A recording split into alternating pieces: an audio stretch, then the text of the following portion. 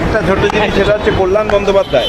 তিনি বলছেন যে 20 জন আপনারা এনসিপিআইতে গেছেন, তাদের বিরুদ্ধে সুপ্রিম কোর্টে মামলা হয়েছে এবং এই 20টি সিটে উপনির্বাচন হবে, আপনারা গোহারা হারবেন কারণ আপনাদের সঙ্গে 20টি লোকও নেই। ওনাকে চালুক, সময় প্রমাণ দেবে।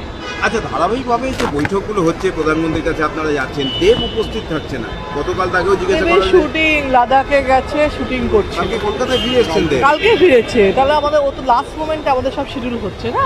ও তো এত সবসময় ও তো শুটিং, তারপরে কি শোটও করছে, ওটা সম্ভব। আর কল্যাণ বন্দ্যোপাধ্যায় আরেকটা অভিযোগও করেছেন যে এই আবু তাহের, খলিলুর রহমান এরা কংগ্রেসের সঙ্গে যোগাযোগ করছে, কংগ্রেসকে বলছে যে আমাদেরকে নিয়ে নাও, মানে ওনারা কংগ্রেসে যেতে চাইছে। এরা যেটাই বলছেন সব মানে প্রমাণ ছাড়া কথা বলছে। সময় প্রমাণ দেবে উনি ঠিক না আমরা ঠিক।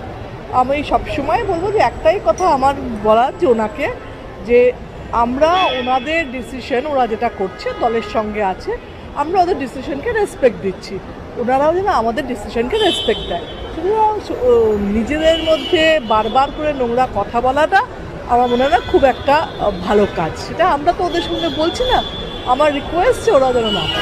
আজকে প্রধানমন্ত্রীর সঙ্গে বৈঠকের পর এই যারা বিদ্রোহী, আপনাদের মধ্যে 3 জন ছিলেন, তাদের কোনো সিদ্ধান্তে বদল বা সেই নিয়ে বিদ্রোহী ব্যাপার নয়, ওরা বারবারই বলেছিল যে আমরা বিজেপির সঙ্গে থাকছি, যেটা বারবার বলছে যে আমরা এনসিপিআইতে আছি। তো সেটা বিদ্রোহ হওয়ার কারণে ওদের নিজস্ব ভাবনা আছে, নিজস্ব সমস্যা আছে, সেগুলো ওরা বলছে না। যে কারণের জন্য এনডিএর সঙ্গে আপনাদের যোগ করা, মানে বিল পাস বা এই ক্ষেত্রে, সেক্ষেত্রে ওরা না থাকলে সংখ্যাতত্ত্বের হিসাবে তো সমস্যায় দাঁড়াবে।